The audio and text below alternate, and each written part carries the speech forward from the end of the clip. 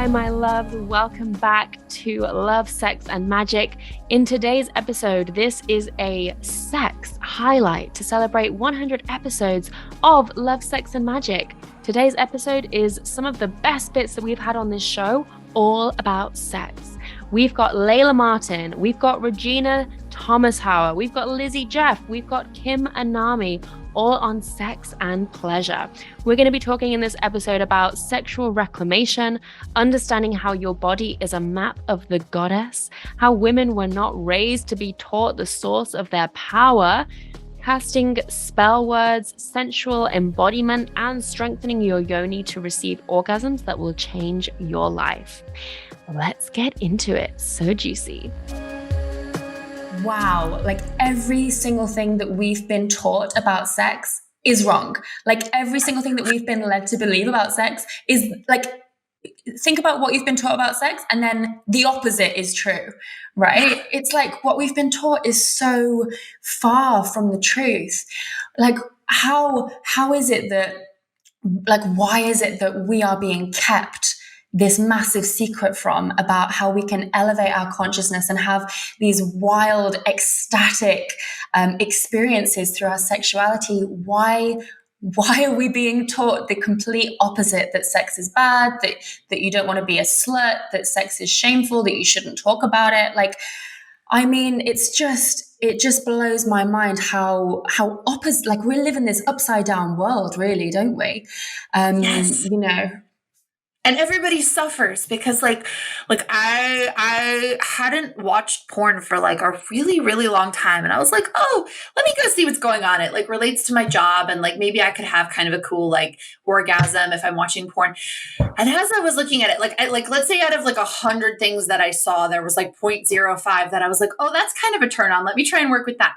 But the rest of it, I was like, it was like, it's like the biggest cosmic joke that I'm watching these experiences, and I'm not even talking like the bad kind of porn. I'm watching like the cleaner, nicer areas of the porn world on the internet, and still like it's like, let me like take this woman, and like she looks like she's in pain. She looks like she's like in some way being slightly degraded. She doesn't look like she's truly enjoying herself at all, and the thing that I feel when I look at that is like, that's a fucking goddess. Like that woman is like the force of goddess herself with this like massive potential for pleasure and beauty and divinity within her. And the crazy thing is like, I look at the dudes and I'm like, and you're missing out. Like you're just as warped in this whole story because you feel like you have to take something from the goddess when she would freely give it to you. If you were in devotion, if you were in service, and like your soul would be nourished in ways that you can't even understand if you knew what woman really is. So it's like men have been in some ways, like some women are waking up to this, but men have been just as warped in this whole story.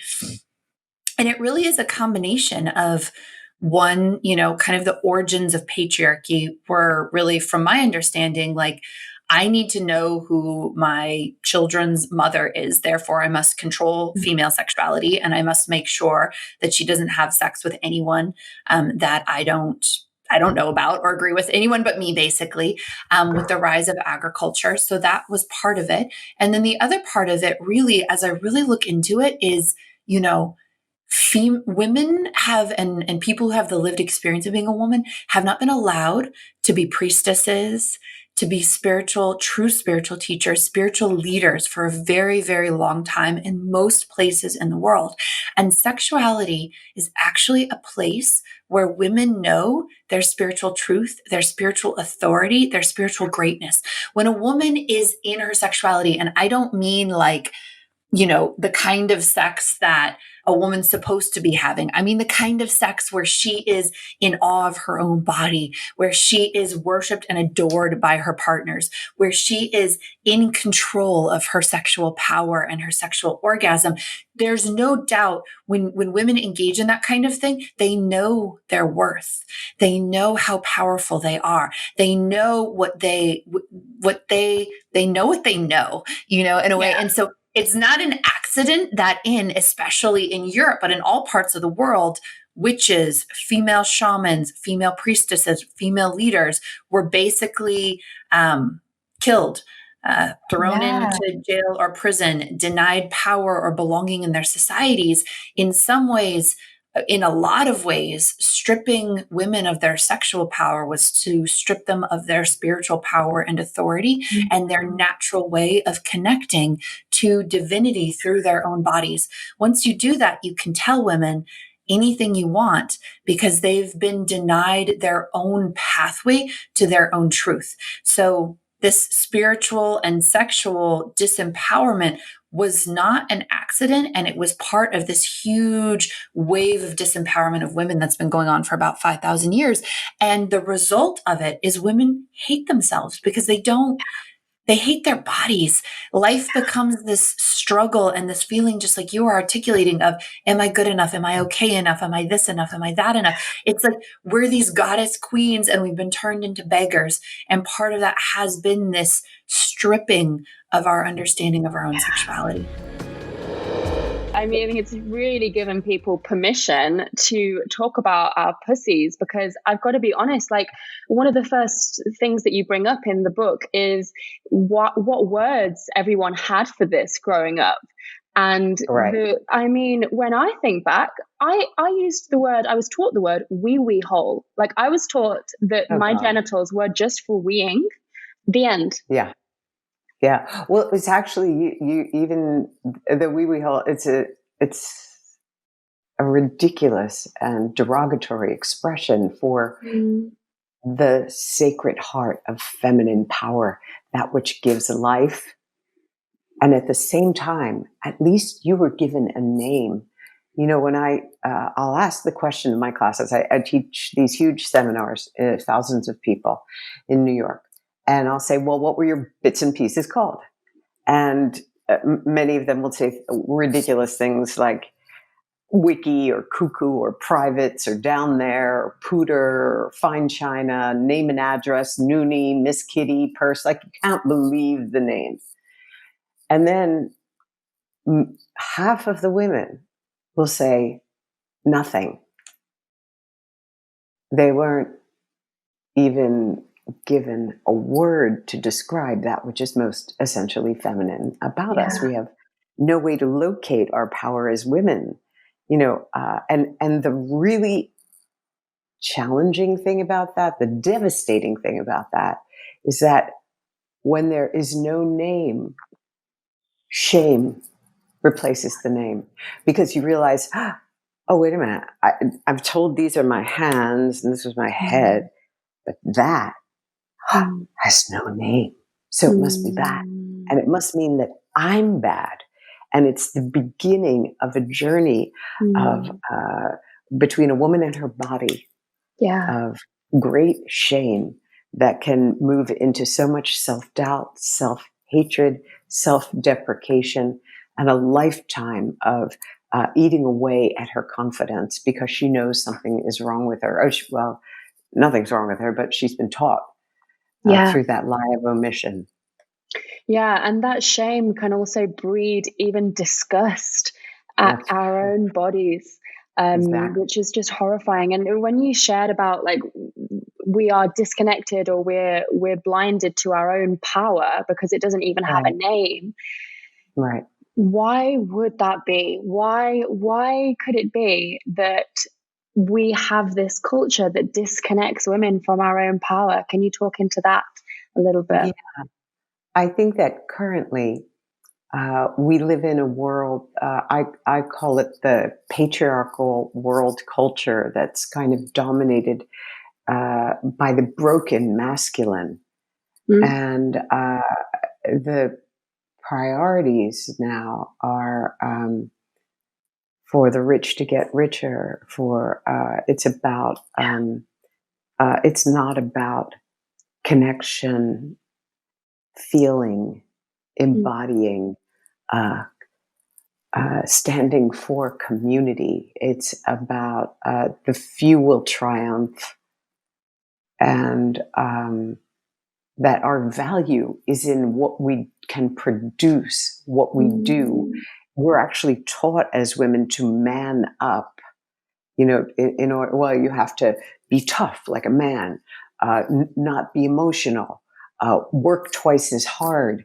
You know, women are paid in this country, in our country, white women make 79 cents for every dollar paid to a man. African American women make 63 cents. And Hispanic women make 53 cents of every dollar paid to men. And only 9% of top grossing films released last year were directed by women. And women hold only 19% of seats in Congress in our country. So that's what a patriarchal culture is. It means that the masculine and men are valued more than the feminine and women. And it just means we're out of balance. The masculine is good and the feminine is good, but when it's out of balance, it's like very, very destructive. It's like a bird trying to fly with one wing. Yeah, it's impossible to do, and it keeps going around in circles, which is what we're seeing in the world right now. Completely. And for all of us, you know, it's really all we've known in this lifetime, because it has been that way for so many thousands of years. But what I loved learning about in Pussy was that it wasn't always that way. And there's actually so much evidence that women's pussies and women's bodies and women were worshipped. Can you speak a little about that? Oh my goodness. This is like so eye-opening for me, because I never could find my way living in a patriarchal world culture with the religions being dominated by the masculine. There, you know, I grew up of the Jewish faith, and God was a man, and the rabbis were men. It's similar in the Christian faith, where Jesus is worshipped, and the majority of the clergy are men. Buddhism, he was a guy too. And I was wondering, where is the divine feminine in all of this? She's absent.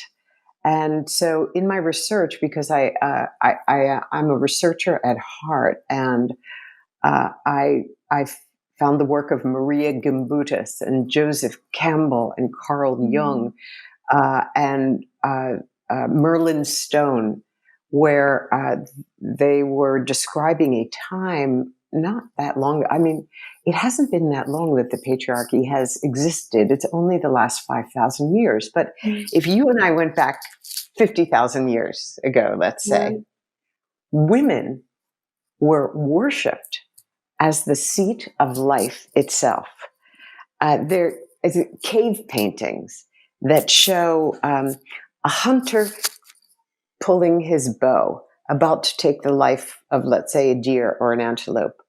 But the energy of that action sources all the way back to his woman's pussy. So there's a drawing of a woman and her pussy with a line through his bow and arrow to the prey, because she who gives life is the one who can grant the taking of a life, to serve life. So it's so respectful. There's legends. If we were in ancient Egypt, let's say we got in our time capsule, we went to ancient Egypt, and we would be with our sisters at planting time right around now. We would stand on the edge of the fields, and we would lift our skirts, and we would pray to the fields and to the gods and goddesses, may this wheat grow as high as my pussy. That was considered a prayer. Just magic. Yeah. If an ancient fisherman was out fishing, his wife, before he left, or as he was journeying out, she would flash her pussy to keep a calm sea for him, so that he would return to safety. And there's so many legends like this, because, of course, pussies, since they are the source of life. And so that was revered at a time. And it is not that way now. Pussies are disparaged, despised widely. Hi guys, if you are an entrepreneur listening to this episode and you would like my eyes on your business for an entire year of mentorship, then I'm here to let you know that applications are now open for the Queendom, which is my year-long counsel and mastermind for business, love, life, and legacy. So if you are passionately growing your business and you are a leader, a powerhouse, and you're ready to relate to your business in a beautiful, healthy, feminine way and grow your impact, then join us. You can go to melwells.com/queendom to apply. I'm taking on 13 female entrepreneurs in 2023 to mentor for the entire year. And also we have 2 beautiful retreats included in that year. So if that interests you, you can go to the link in the show notes, melwells.com/queendom. And of course, this is a year-long mentorship. So this is not for brand new entrepreneurs. This is for people who have been on the journey for a little while. So can't wait. Hope you apply and we'll see you there. Let's get back into the episode. You're still like one of the first artists to do this. You know, you're still like in that first wave of like female artists who are really wanting to empower through their music, through their like affirmations. Like every single lyric is so like intentional. And it's like, it's still new for a lot of people. Thank you. You know? Yeah, it is. I hear that. People call me pioneer and I'm just following the path of the women who paved the path before me, because it took a lot for me to be here. It's, you know, and especially being, you know, a woman in this society during this time, you know, it requires a lot of energy protection. Because when you look up, you see the billboards, you see the magazines, there's so much pressure to do this and change your body and look a certain way and act a certain way and, you know, have sex a certain way. And it's like, damn, it's a lot coming at us. There's a lot of pressure. So we have to protect ourselves. So when we listen to this music and we program our mind, when we do our herbal V steams, you know, when we do our breast massage, when we hang out with women that speak life into us, that's where it's at. That's what really matters. And it's important that we protect ourselves in that way. And if there's toxic energy around us, cut the cord, disconnect from whatever doesn't literally serve you.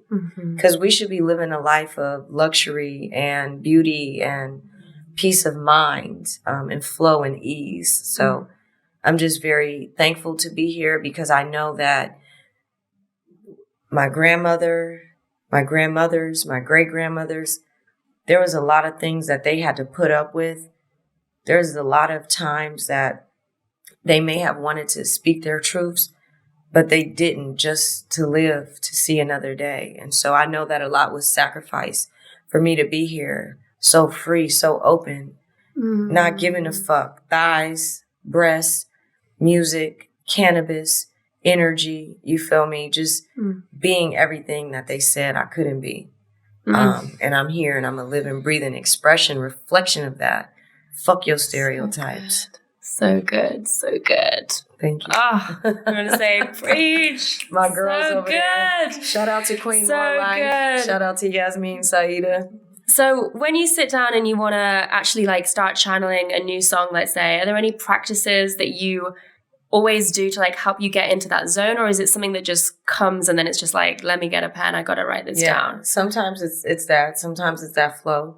A lot of times it's ritualistic. Because honestly, what I realized, my words are spell works, witchcraft. Anything I speak, I'm beautiful, I'm sexy as fuck, I'm elevated. My path is lit. Everything I touch turns to gold. My bank account is overflowing. My crypto accounts are overflowing. I love getting paid lots of money to be me.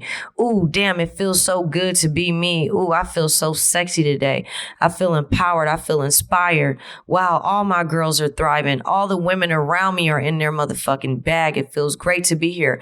When I speak things like that with conviction, I'm declaring it to the universe, and the universe is like, okay, I got you. And so that's the music for me. And so realizing and recognizing that power, I'll give you an example. When I wrote Goddess Code, about 6 months ago, surpassed 1 million views after 5 years of being in rotation. In 5 years, it surpassed 1 million streams. But in the last 5 months, it's already hit 2 million. Probably by the time we finish this interview, Goddess Code will have hit 2 million streams. And I believe that by my birthday in July, it'll be at 3 million. And I'm saying this to say is the exponential growth in the magic, the witchcraft that was put into it. That was the very last song that I wrote for my album, West Coast Enchanted. It was an EP. And it was the very last time I experienced writer's block. I was experiencing heavy writer's block trying to finish this album. And I knew I wanted to create a song that felt witchy and sexy and elevated, but strong and powerful and empowering for all women and men. And so what I did was I was working with kyanite. Kyanite is a stone that helps you bring ease and flow and eliminates restrictions and blocks. So I was working with kyanite, and what I did was I set the intention for the song and what I wanted it to sound like and feel like. I called on the power of my ancestors and the women that came before me for them to channel through me, because I wanted to create a code, a goddess code. Growing up, especially in hip hop culture, everybody knows about the G code. The G code. A lot of men live by the G code. I'm like, the women need a G code, the goddess code. So I called on the power of my ancestors. I called on that energy. I channeled that energy to come through me, and I put that beat on. And this was a beat that my producer made. I just expressed to him how I wanted it to feel and sound. He went into the studio and he created this powerful music. And then at the end, the key is the piano. So when I'm listening to it and I'm channeling this energy, it's just coming through. It's just flowing through. I am all that I preach to be. I invite you all to take a leap with me. And then I said, free bleeding on the earth is tribal. Let it flow. If it isn't vital for your survival, let it go. Protect your energy. And so it's ritualistic. It's intentional. It's love. I talk about everything from racial injustices to micro reparations as a lifestyle, to being a goddess, to affirmation music, to political music, to music that's speaking directly to our men, that's empowering the men. Music that I'm thinking of when I'm speaking to teenage girls. Music to my allies, my white friends who need guidance, who might be seeking that inspiration on how to show up as an ally during this time. And so the music is very well-rounded. Yeah, we gonna shake ass to money bags. You feel me? We gonna go and get a bag. We gonna be on some sexy stuff, sipping our herbal tea when the ministry is on. We gonna get in our hood bag when dues is on. But we're also gonna get into it with us, and we're gonna have those challenging conversations about how we can move forward as a collective, as a community. And it's very powerful. So thank you for asking that question. For anyone that's listening, that's just like, I have no idea what is going on. What is this? What are they talking about? What is this magic egg that I'm hearing them talk about? Can you break it down super simple? What is this egg and what does it do for your vagina? Right. So just like any other muscle in the body, the vaginal pelvic floor muscles need exercise in men and women. And, you know, the idea that women have all these symptoms that are considered to be normal. So in my work, I talk a lot about normal versus normalized, right? So women think that peeing their pants is normal. It's not normal at all. It's been normalized because there's so much misunderstanding about women's health and unwillingness to talk about it, and all this shame that's laid on top of it, where I actually assert that shooting ping pong balls with your vagina is normal. That is what a normal, healthy vagina ought to be able to do, not just some like show that people think they see in Thailand. So the jade egg is an egg it's a piece of jade carved in the shape of an egg that goes a stone that goes inside the vagina. It's got a hole drilled through it, and then you can attach a string to it. So then you can attach any number of weighted objects to it. And then you're creating that feedback and resistance that you need to actually build strength. And so just think about exercise, right? If you were to just do this with your bicep, like do a bicep curl in the air versus picking up a weight and then pressing with the weight, of course, you're going to build muscle and strength by using the weight. And you're going to do very little. Maybe you'll bring a little bit of awareness to the area by using nothing but air, but it's really not going to build any kind of strength. And so, as I said, the stats on women suffering from issues due to a lack of pelvic floor strength are incredible. And there's so many things that are attributed to this, like even lack of lubrication in women, right? Lubrication comes from circulation. If you have adequate blood flow and oxygenation in the tissues, you're going to have profuse lubrication. I've had menopausal women gushing all over the place, sending me text messages like they can't even sit down anymore without leaving a puddle because their vaginas are now on overdrive because they're so powerful. Their libido's gone up. Their orgasmic potential has gone up. They have much more sensation in the vagina. I often say that most vaginas are numb because they're just under exercised and under, loved as well. But without that actual exercise paid to them, they just wither away and atrophy like any other muscle that we don't exercise. And so this idea of prolapse and incontinence and the allopathic approach is ridiculous. It's like trying to put plastic mesh into the vagina, that there's like millions of lawsuits now against pharmaceutical companies for doing these things because they don't work and they backfire and create massive problems inside of women. So these are things that can all be addressed holistically, naturally, and with the jade egg on its own, right, is this powerhouse for women to reconnect. So not just building this physical strength and awareness and articulation, but to reconnect to those energies. So when women have dissociated from their sexual energy and their vaginas, it feels numb. Right. And so the egg practice is all about bringing that sensation, that feeling, that awareness back into the area and reclaiming this part of ourselves. It makes so much sense why we would do that. And it's crazy now when you put it like that, how we go to the gym and we work our muscles, but yet we don't do anything to work our vagina muscles. We just kind of think we don't need to do anything. And I love when you share, because there's so much